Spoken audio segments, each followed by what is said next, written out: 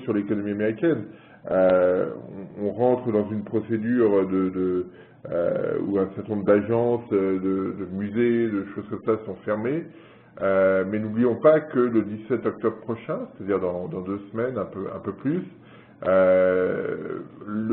la dette arrive à son plafond et que là, la situation pourrait être un petit peu plus compliquée. Et pour l'instant, on ne sent pas du côté des Républicains de volonté de céder. Donc la période à venir va être intéressante. Alors avant de parler de ces éléments, revenons sur la macro. On a eu quelques éléments, notamment sur la macro globale, avec les chiffres de production industrielle mondiale. Vous savez que c'est un indicateur que j'aime bien regarder et qui évolue peu. On le voit sur le graphe. On n'a toujours pas de mouvement de reprise très fort, très marqué sur l'indicateur violet du milieu.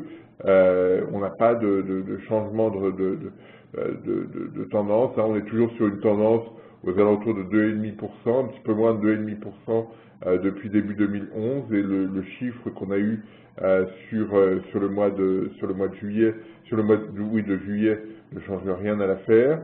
Alors le chiffre est légèrement positif. Je l'ai oublié, je ne l'ai plus en tête, mais alors il traduit une situation stable dans les pays industrialisés. C'est la courbe bleue qui est en bas, qui est sur un rythme de 0,8% depuis le point bas de 2011. Il faut vraiment prendre le point bas. Donc ça c'est un premier point, on n'a pas de changement marqué. Et puis du côté des pays émergents, la situation reste modeste. On est sur un rythme de progression qui est bien plus faible que ce qu'on avait avant la crise, qui est bien plus faible que ce qu'on avait au moment de la reprise 2009-2010, début 2011. Et donc on a là quelque chose qui est un petit peu qui reste fragile sur l'économie globale. En d'autres termes, on a ici une illustration très simple du fait que l'économie globale n'a toujours pas de locomotive, et c'est ça le souci majeur. Et c'est un des aspects qu'il faut avoir à l'esprit, c'est-à-dire que comme il n'y a pas de locomotive, et notamment pas de locomotive américaine, eh bien ça se traduit par le fait que dès qu'il y a des soucis politiques, eh bien on a des inquiétudes très fortes. La dynamique du secteur privé, la dynamique intrinsèque de l'économie n'est pas suffisamment forte pour lisser ces questions politiques, et donc dès qu'elles reviennent, on a un environnement plus difficile à gérer.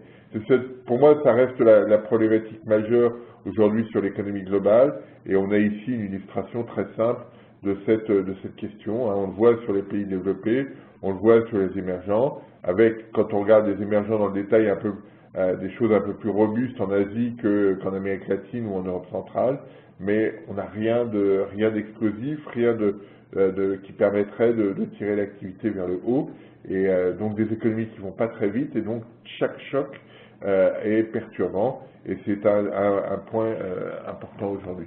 Quand on regarde l'évolution du commerce mondial, là non plus on est dans le haut de fourchette, si je puis dire, de ce qu'on observait depuis l'été 2011, puisqu'on est à la limite de la bordure bleue. La ligne bleue, c'est la moyenne observée de 92 à 2007, plus ou moins un écart type. Donc on est à la limite basse de cette bande bleue, mais là aussi on est toujours dans un environnement de croissance assez lente du commerce mondial, et ça ne génère pas d'effet d'entraînement sur le reste, enfin sur l'activité, etc. Donc on n'a pas ce processus vertueux qu'on avait généralement et qui aujourd'hui pénalise très clairement l'économie globale. On est toujours sur la situation de chacun essaye de régler ses questions, ses problématiques, et puis alloue peu de ressources au commerce mondial, même si on voit qu'il y a des échanges, etc. On n'est pas dans une contraction du commerce mondial, mais on est sur un rythme lent qui ne crée pas d'impulsion très forte. C'est cette idée que j'évoque depuis longtemps maintenant, et qui reste me semble-t-il, assez pertinente quand on regarde l'évolution des données.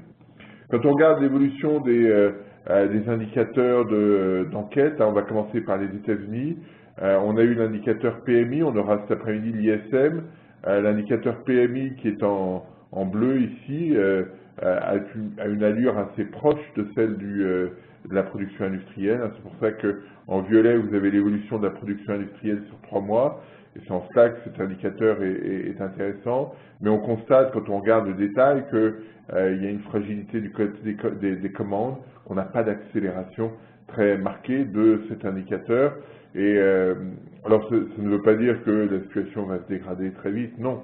Mais qu'on n'a pas d'impulsion à nouveau, on n'a pas d'effet d'accélération de l'activité quand on regarde cet indicateur. Et l'ISM cet après-midi sera intéressant pour voir si effectivement on rentre dans une logique un peu plus robuste ou pas. C'est-à-dire que si on a eu 2 mois d'ISM très fort, est-ce qu'on maintient cette dynamique alors que le reste de l'économie n'est pas très fort? Ça va être une question intéressante et on va regarder ça avec intérêt. Alors ce qu'on va regarder notamment, c'est l'évolution des commandes, parce qu'on avait vu sur les chiffres du mois d'août que les commandes étaient particulièrement robustes, et notamment le ratio nouvelles commandes sur stock. C'était vrai pour cet indicateur PMI, c'était vrai aussi pour l'ISM. Et là, on a constaté sur le mois de septembre que l'indicateur des commandes de l'indicateur de l'enquête PMI était un peu plus faible, un peu moins dynamique, et donc il sera intéressant de voir s'il y a convergence ou divergence avec l'ISM. Donc c'est le point majeur qu'on va regarder cet après-midi quand on observera l'ISM à 16h cet après-midi. Voilà, ça c'est le premier point. Deuxième point que je voulais évoquer, c'est l'évolution des commandes de biens d'équipement. Parce que moi, ma préoccupation quand on regarde l'économie américaine, c'est d'observer que la demande interne n'est pas très robuste. On n'a pas une consommation, on va le voir juste après, très, très forte.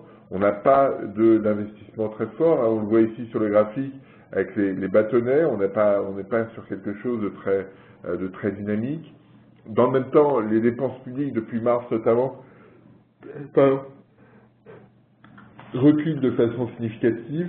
Donc on est dans une logique où on a du mal à alimenter la demande intérieure américaine, et les commandes de biens d'équipement qu'on voit ici, là j'ai pris l'acquis pour le 3e trimestre, l'acquis est assez négatif, on est à quasiment moins 4%, et ça, avec cette information-là, on ne peut pas exclure que l'investissement productif en biens d'équipement soit négatif ou très proche de zéro au 3e trimestre. C'est quelque chose de préoccupant, parce que c'est à la fois un facteur important qui contribue à l'évolution de la demande, et c'est un facteur important de renouvellement du système productif. Et là, on a quelque chose qui peut être un peu problématique. Voilà, je parlais de la consommation. Vous avez ici l'évolution de la consommation des ménages américains sur une période un peu longue. On démarre en 2000, mais en 2000, on était sur des rythmes, sur cette échelle-là, entre 3 et 4%. Aujourd'hui, on est un peu inférieur à 2%. Donc depuis 2012, on tourne autour de 2%. Là, on est plutôt sur la partie basse, mais c'est préoccupant parce que ça ne traduit pas une demande interne très forte, malgré des créations d'emplois, malgré des indicateurs hebdomadaires d'inscription au chômage qui sont plutôt bons, enfin plutôt réduits et donc bons. On n'a pas d'impulsion très forte du côté de la consommation, et c'est un des aspects sur lesquels on doit rester attentif, parce que de 1,45%, comme ça a été le cas sur le mois d'août, quand on regarde l'évolution sur 3 mois, 1,4%, ça fait multiplié par 0,7, 4,728, ça fait 0,09 d'impulsion, entre 0,9 et 1% d'impulsion sur la croissance. C'est pas spectaculaire, et donc soyons attentifs à cette situation. Alors on voit aussi sur le graphique que l'indicateur du Michigan reste très faible, Hein, il a été le dernier chiffre de la deuxième estimation du mois d'août, du mois de septembre a été un peu meilleur, mais ça reste à un niveau faible.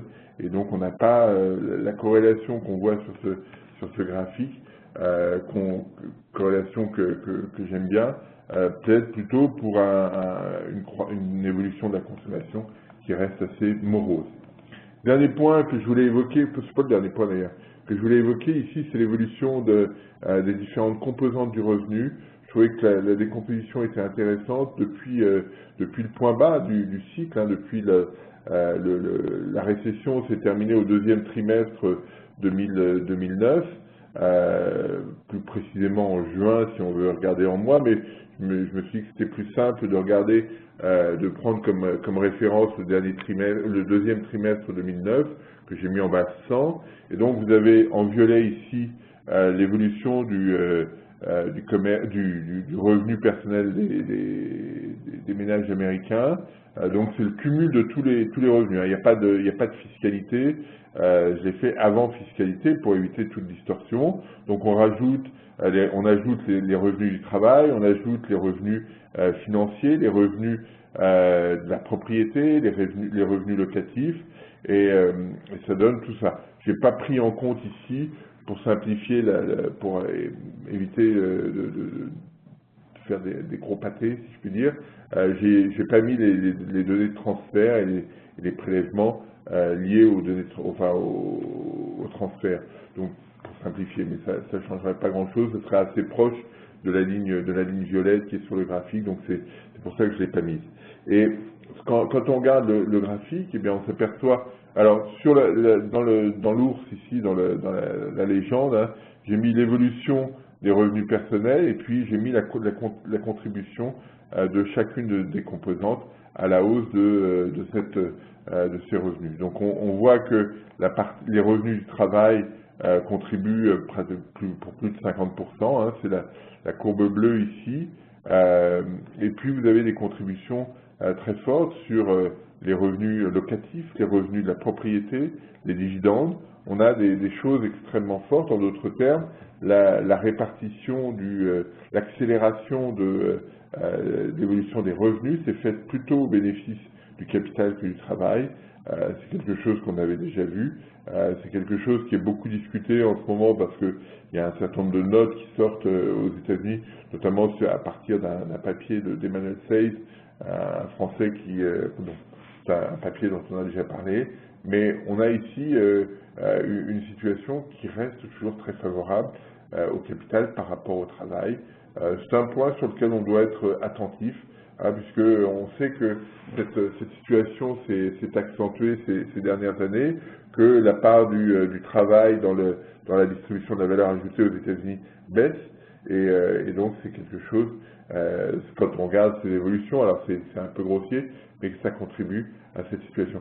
D'ailleurs, je parlerai probablement de cette question de la répartition de la valeur ajoutée aux États-Unis, parce que les données, il y a eu un gros papier très récemment dans une conférence des Brookings Paper on Economic Activity, et les résultats sont plutôt intéressants, et il me semble que ça pourrait faire l'objet d'un point ici.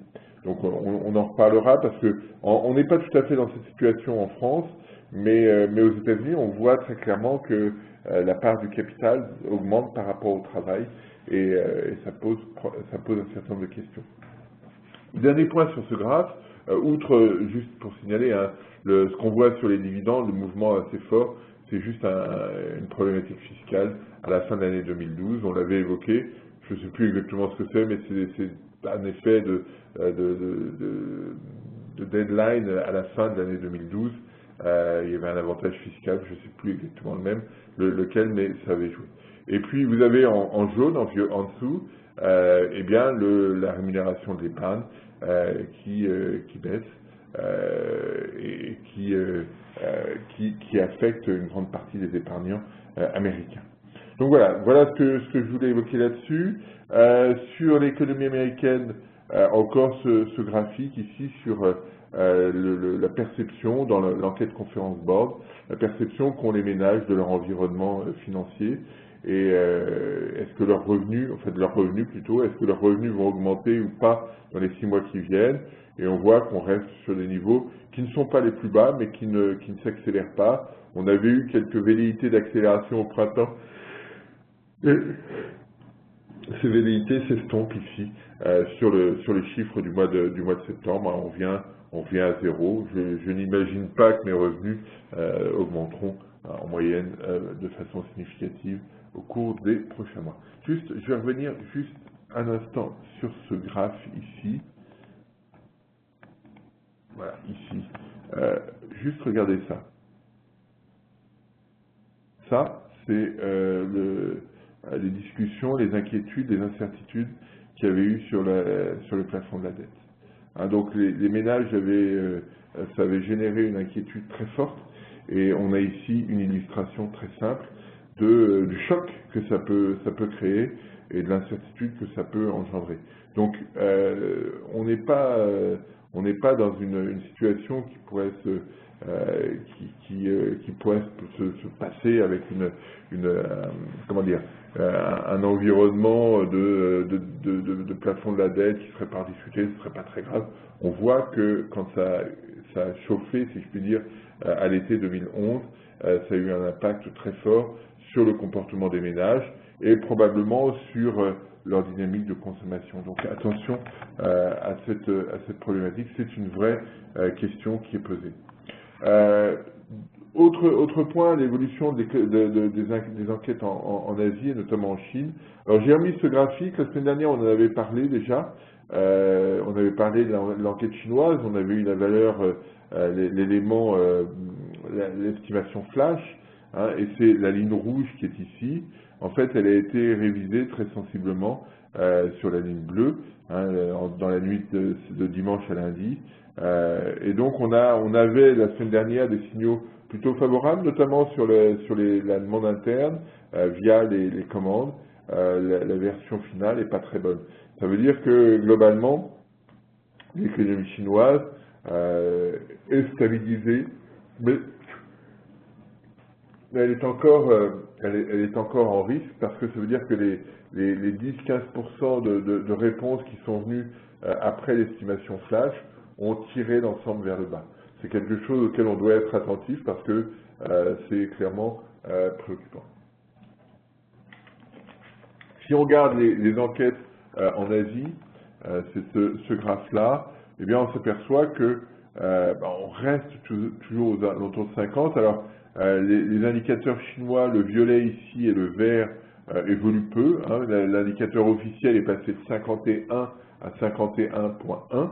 Ça ne traduit pas une accélération brutale, vive et durable de l'activité. Par contre, on constate que les signaux sont un peu plus favorables à Taïwan, c'est la courbe verte ici, et au Japon. Ça sont des éléments intéressants. Et puis on constate que la Corée, qui était un peu faible, on l'avait remarqué la dernière fois, eh bien, revient autour de 50. On n'a plus de distorsion. En d'autres termes, on a une économie qui reste assez molle, hein, quand on regarde ces éléments-là, avec le Japon et le Taïwan qui tirent un peu leur épingle du jeu.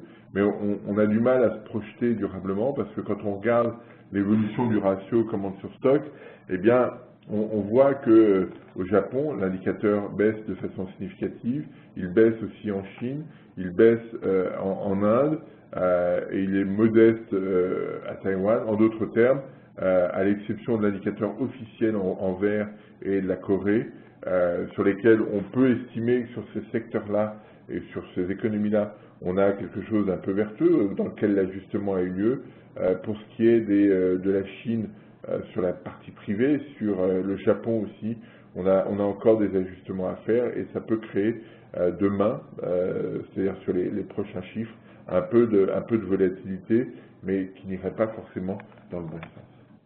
Du côté de la zone euro, j'ai repris ici l'indicateur que j'avais présenté la semaine dernière. On avait eu l'estimation, et j'ai repris là les indicateurs qu'on a eu ce matin. Ce qu'on constate sur le secteur manufacturier, c'est ce que montre le graphique, c'est qu'à l'exception des Pays-Bas et de l'Irlande, tous les indicateurs marquent un peu le pas. On avait eu une accélération, une cohérence dans l'évolution des indicateurs du secteur manufacturier. Là, on perçoit un changement, j'espère temporaire, mais on perçoit bien qu'on n'a pas de réaccélération supplémentaire, qu'on soit en Allemagne, en Espagne, en Italie ou encore en France, puisque l'indicateur français reste juste en dessous de 50. C'est ce qu'on voit ici sur le graphe.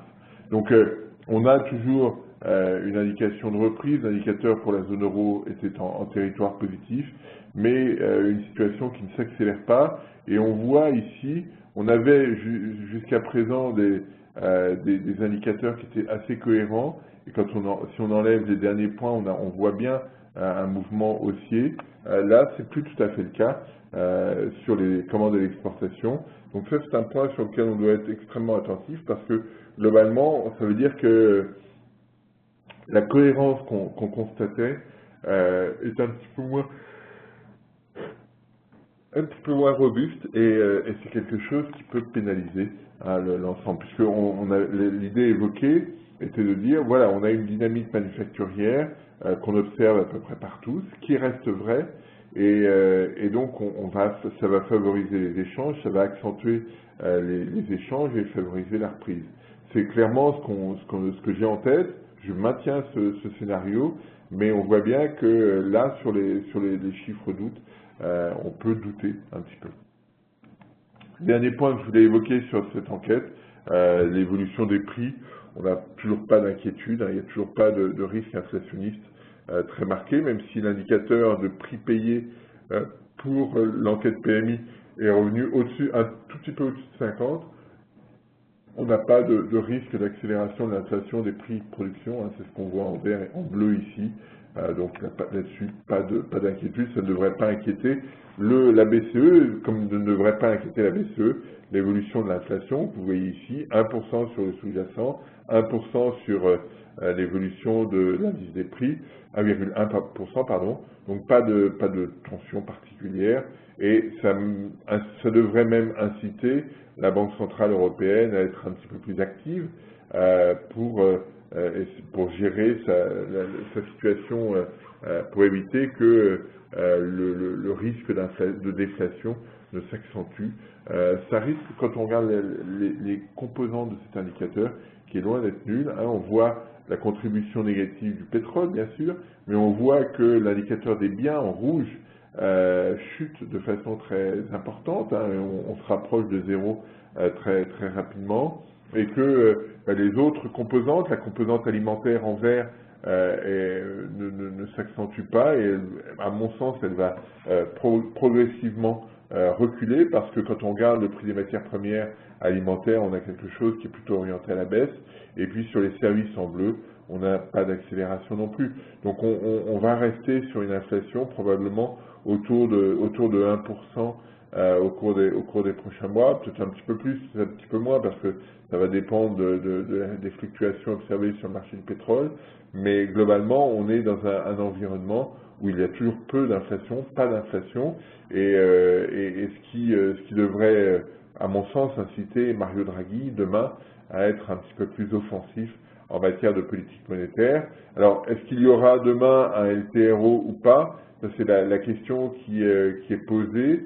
Pas sûr qu'on en ait un dès demain, puisque Mario Draghi l'avait évoqué la dernière fois, il l'a évoqué à nouveau au Parlement européen. L'objectif était de dire on veut maintenir des jalons sur les taux d'intérêt, on ne veut pas être trop dépendant de ce qui se passe aux États-Unis, de ce qui se passe sur les taux américains, et donc on veut définir notre propre trajectoire de taux d'intérêt. C'est pour ça tout l'intérêt du LTRO, et clairement on attend que Draghi réaffirme cet objectif, et même si Benoît Cœuré, un autre membre du directoire de la BCE, a indiqué que il n'était pas sûr du tout, il n'était pas clair du tout qu'on ait un LTRO, je pense que c'est un aspect sur lequel on devrait être très attentif. On a eu ce matin aussi les chiffres du chômage en zone euro pour le mois d'août, et là les signaux sont un petit peu meilleurs, puisque depuis 2 mois, on ne le voit pas ici sur le graphique, parce que j'ai pas fait l'ensemble, mais j'ai pas isolé la zone euro, mais la zone euro est passée depuis 2 mois à 12%. Le chiffre du mois de juillet a été révisé à la baisse de 1 à 12. Donc on a une inflexion et on la voit sur l'Espagne, en haut ici, sur le Portugal, sur l'Irlande. On voit que pour ces pays, le taux de chômage a tendance à baisser. Il reste faible en Allemagne, en Autriche. Il continue de progresser un peu aux Pays-Bas et en Belgique et en France. En Italie, il est à peu près stable, suivant parfaitement l'évolution du chômage de la zone euro. Et si on regarde le nombre de chômeurs, eh bien pour le 3e mois consécutif, cet indicateur recule, alors de façon réduite hein, sur le mois de d'août. Pardon. Mais on reste sur quelque chose de très faible, quoi qu'il arrive. On n'aura pas d'inversion de tendance brutale, forte et durable à la hausse. Hein. On ne va pas revenir sur ces niveaux qu'on avait en 2012, par exemple. Donc ça, c'est un facteur qui reflète aussi l'évolution de la conjoncture et le sentiment un petit peu plus positif que les chefs d'entreprise peuvent avoir sur la conjoncture et que tout le monde a sur la conjoncture. Alors si on regarde les enquêtes locales, vous avez ici l'enquête de l'IFO, j'ai pris l'évolution sectorielle parce que c'est à ce niveau-là qu'elle me paraît la plus pertinente. On a sur les courbes orange et vertes des éléments de dynamique interne, on a quelque chose qui se renforce et on a aussi un renforcement du secteur manufacturier qui est en violet ici. Donc selon l'enquête de l'IFO, l'environnement manufacturier de l'Allemagne s'améliore, et ça veut dire que il n'y a pas de rupture du côté de l'activité en Asie, c'est ça qu'il faut interpréter ici. Et puis les données orange et vert sur la distribution reflètent le fait que le marché intérieur est plutôt solide, on n'a pas de rupture, on n'a pas de baisse supplémentaire sur ce marché. Et ça, c'est un point intéressant, et donc on a eu une configuration extrêmement favorable à Madame Merkel, c'est ce qu'on avait évoqué la semaine dernière. En revanche, c'est ce qu'on voit très clairement sur le graphique, il n'y a pas d'amélioration sur l'immobilier. On a un indicateur qui avait chuté, et quand on regarde les anticipations, on avait quelque chose d'extrêmement brutal à la hausse, qui s'est effondré littéralement. Et donc, n'attendons pas de l'immobilier allemand des miracles, même si la situation n'est pas catastrophique. Alors, ce graphique est intéressant parce que vous avez ici les indicateurs de conjoncture italiens. Vous avez en violet l'évolution de la confiance des consommateurs, en rouge celle des industriels, et en bleu celle de l'ensemble des entreprises italiennes, secteur manufacturier et services. Et on constate, notamment sur la courbe violette, que le nouveau gouvernement, le changement de gouvernement,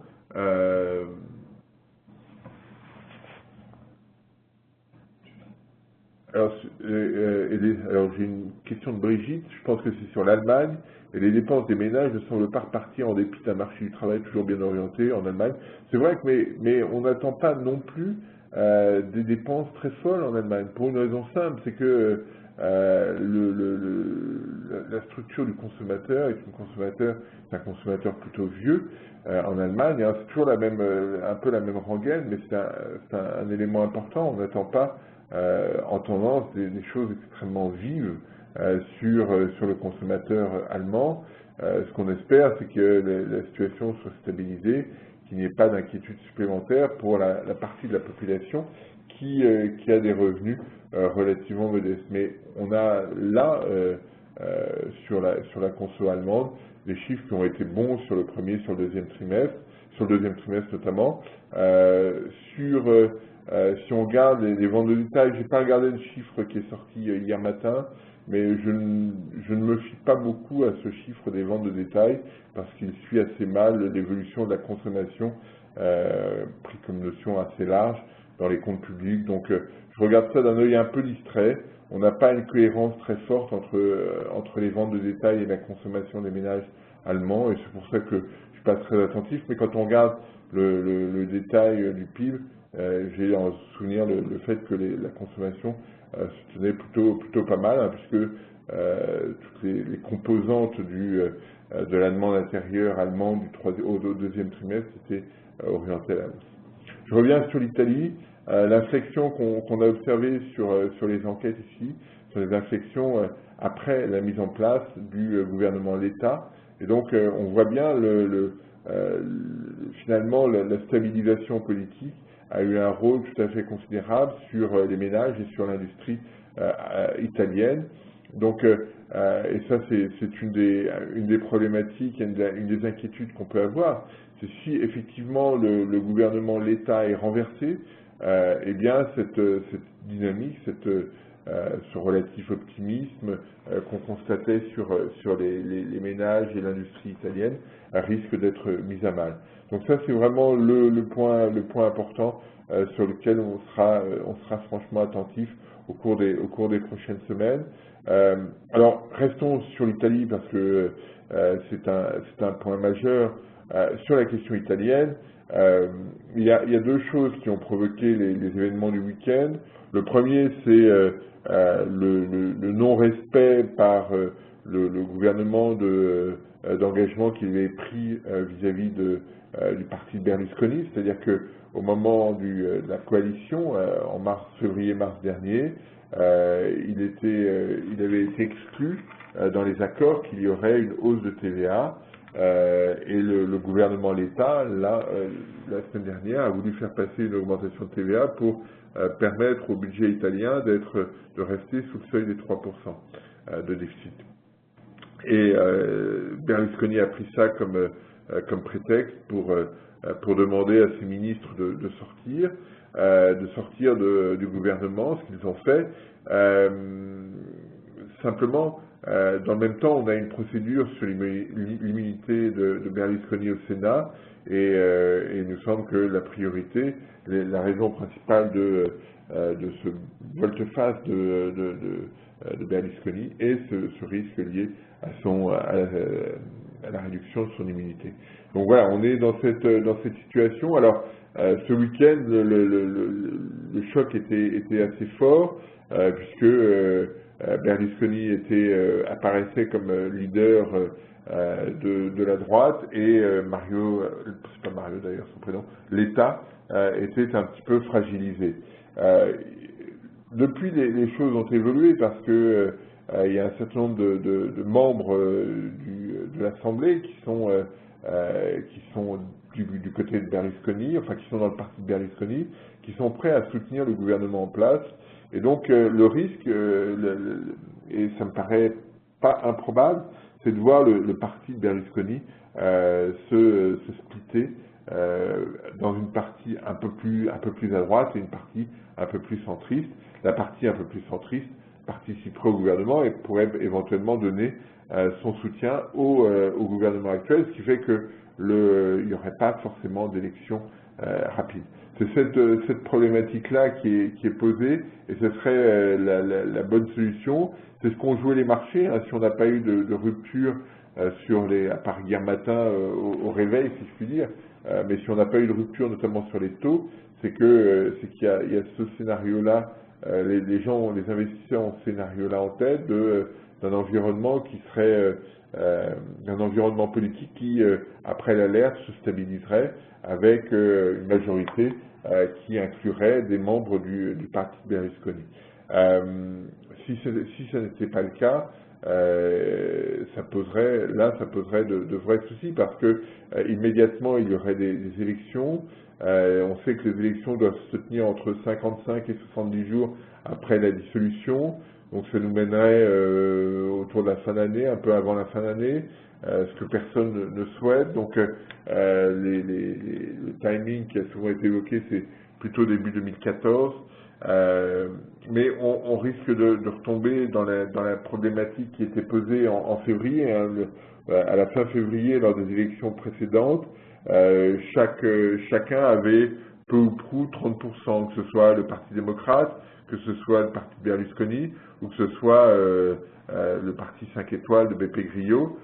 Chacun était assez proche Et finalement, la coalition s'est faite en excluant BP Grillo. Est-ce que là, on aurait quelque chose de similaire? Alors on sait que BP Grillo, c'est un petit peu grillé, si je puis dire, parce qu'il y a eu des révélations pas très heureuses, ne traduisant pas un comportement très heureux de sa part. Voilà, comment les choses pourraient se mettre en place? On sait que dans les sondages, le leader aujourd'hui, c'est le parti de Berlusconi. Donc l'intérêt n'est pas comment dire, de créer de nouvelles élections, parce que on prendrait le risque effectivement de voir ce parti être le leader, contrairement à ce qu'on observe aujourd'hui. Donc on est sur une sorte de bras de fer. Alors qu'est-ce qui est gênant pour nous globalement dans cette situation, dont on connaîtra probablement des éléments décisifs au cours des prochains jours, déjà demain, et puis probablement d'ici la fin de la semaine, on sera rassuré ou pas sur cette question. Alors, quel est le problème? Si l'État a le soutien du Parlement et que ça se passe bien, clairement, ça aura été un non-événement. Par contre, si ça ne se passe pas très bien, ça veut dire que très certainement, si l'État n'a pas de majorité claire et sur laquelle il peut s'appuyer, ça veut dire que la signature de l'union bancaire, du processus de résolution des crises serait repoussée. Ça veut dire qu'on n'aura pas de processus d'ici début 2014 au moins, et que la dynamique de l'union bancaire serait retardée de façon significative. Donc c'est un point sur lequel on doit forcément être attentif. On sait que c'est un élément important. Sur le plan de l'incertitude globale, ça créerait un choc assez fort, hein, puisque là, d'un seul coup, on retombe dans cette situation dégradée qu'on avait déjà connue il y a un peu plus d'1 an maintenant, juste avant la mise en place de Mario Monti par Merkel et Sarkozy. On avait eu à l'époque une situation incertaine où le pouvoir italien apparaissait extrêmement faible et ça avait très certainement contribué au maintien et au prolongement de la crise de la zone euro. Il ne faudrait pas retomber dans cette situation parce que s'il y a des élections, il n'y aura pas de majorité claire. Et donc, comme aucun des trois partis, c'est ce qu'on voyait au mois de février, et là ça aura peut-être évolué, mais au mois de février, quand on regardait les trois grands partis que j'évoquais tout à l'heure, pas un n'avait la même position vis-à-vis de l'euro. Et donc, si effectivement cette situation se remettait en place, si on était à la veille d'élections, eh bien probablement que l'incertitude sur la zone euro s'accentuerait à nouveau et qu'il y aurait certainement des tensions sur les taux italiens. Donc voilà, c'est un point important. Et puis l'autre point, c'est qu'on a besoin d'avoir un gouvernement italien assez vite, puisque le 1er juillet prochain, alors c'est dans presque 1 an, mais c'est l'Italie qui prend la tête de l'Union européenne. Et donc ce serait compliqué de faire autrement qu'avec un leadership italien. Sur l'économie française, on a l'enquête de l'INSEE qui est positive.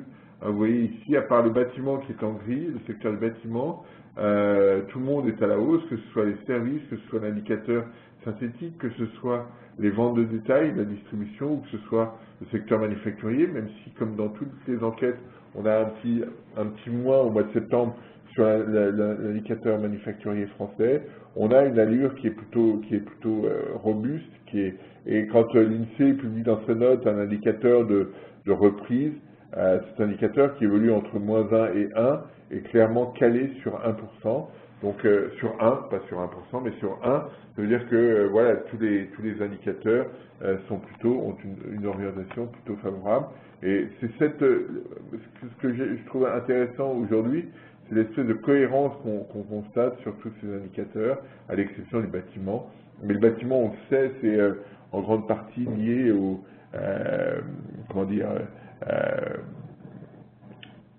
aux commandes publiques qui ne sont plus aussi fortes, etc. Donc il y a un effet d'entraînement assez dégradé.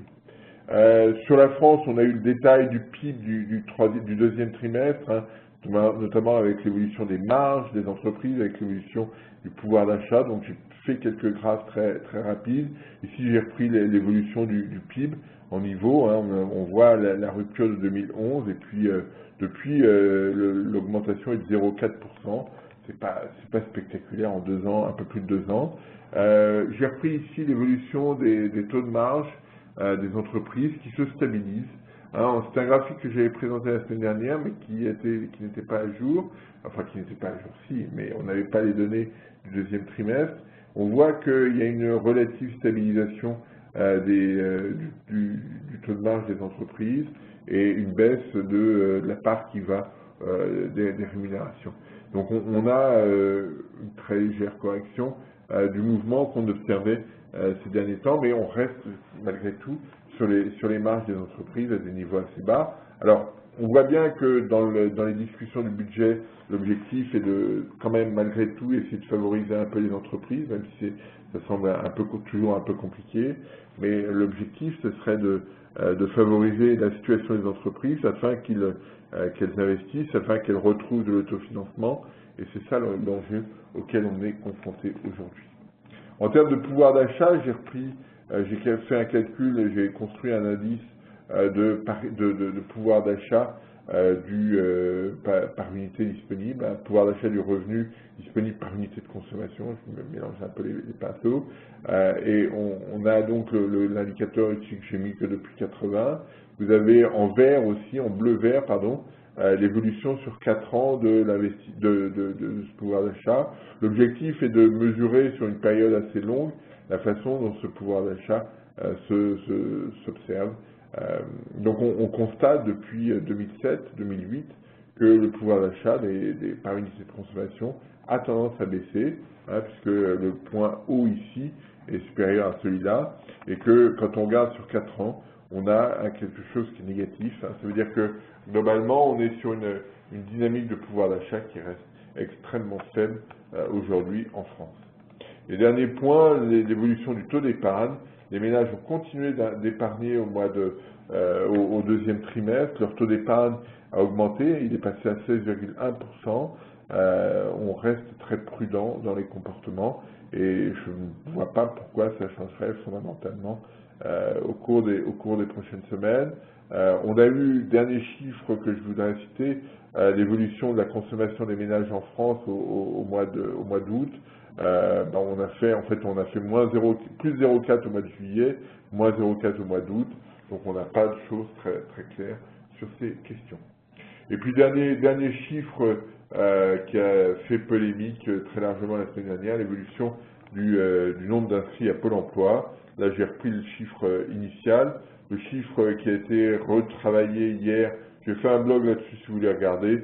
On est entre moins 22 et moins 29 000, donc un peu dans cette zone-là. Donc on a une baisse de l'activité, une baisse du nombre d'inscrits, mais pas aussi forte que ce qui était attendu. Alors ça pose un certain nombre de questions. La première, c'est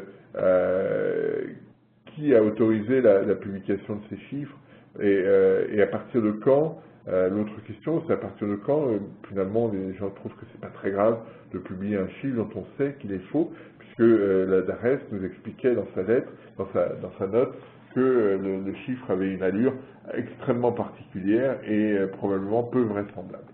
Mais bon, on est dans cette logique-là. Ce qui est intéressant quand même sur ce chiffre, hein, on avait discuté la semaine dernière, non, on n'avait pas discuté la semaine dernière, ce qui est intéressant dans ce chiffre, c'est le comportement du côté des chefs d'entreprise, parce que du côté des chefs d'entreprise, on perçoit qu'il y a une réduction des suppressions de postes type CDD ou intérim, et que cela reflète le sentiment un petit peu plus positif qu'il y a sur l'activité, même si les chefs d'entreprise, pour l'instant, ne se remettent pas à embaucher. Hein, l'indicateur d'embauche dans l'enquête, enfin dans la publication de la DARES, reste relativement stable. On n'a pas d'accélération à la hausse qui traduirait des reprises d'emploi assez fortes. Donc on n'a pas ça du tout. Donc on voit bien l'adéquation entre la conjoncture et le marché du travail. Les chefs d'entreprise observent une conjoncture plus robuste mais n'osent pas encore augmenter leur emploi. Donc voilà, ce que je voulais évoquer maintenant sur la question du shutdown, puisqu'on a parlé d'Italie déjà. La question du shutdown est assez simple. Jusqu'à hier soir minuit, les sénateurs démocrates et les représentants républicains devaient s'entendre sur un texte qui permette effectivement le financement de l'économie américaine. Mais ce sont les représentants qui interviennent les premiers et qui ont fait des propositions qui étaient systématiquement, qui conditionnaient l'autorisation de financement du gouvernement fédéral au report de ce qui a été fait sur la santé, hein, l'Obamacare, ou pour dire les choses simplement. Et donc depuis le début, il y a une espèce de discordance entre ce que souhaitent les républicains et ce que les démocrates ne veulent, ce sur quoi les démocrates ne veulent pas lâcher, qui est effectivement l'Obamacare qui a été voté en 2010 et dont on pourrait espérer qu'il fonctionne. Alors, du côté des républicains, la situation est assez compliquée parce que vous avez on a toute une palette, comme dans tout parti politique, de gens qui sont proches du centre et qui sont prêts à soutenir l'Obamacare. Il y a eu un certain nombre de membres de la Chambre des représentants qui ont parlé dans ce sens-là, en disant que eux étaient prêts à soutenir le gouvernement en place et à faire de telle sorte qu'on évite le shutdown.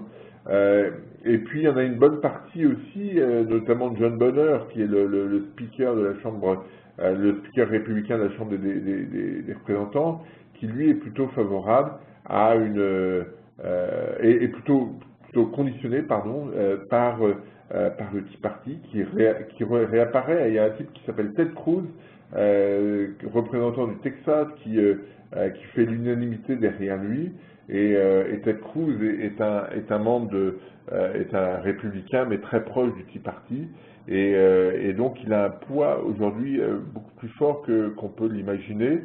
Et c'est cette problématique-là qui est importante parce qu'il conditionne toute solution à des questions liées à l'Obamacare, ce que les démocrates au Sénat ne peuvent pas accepter. Et donc on a une situation qui pour l'instant a échoué, puisque effectivement aujourd'hui la situation a échoué aux États-Unis.